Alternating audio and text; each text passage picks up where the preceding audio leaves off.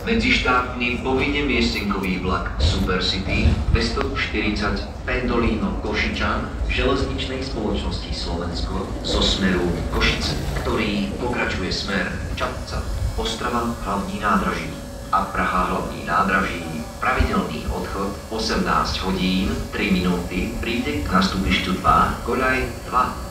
Medzištátny povinne miestenkový vlak Supercity 240 Pendolino Košičan železničnej spoločnosti Slovensko zo smeru Košice, ktorý pokračuje smer Čadca, Český Teší, Ostrava hlavní nádraží a Praha hlavní nádraží.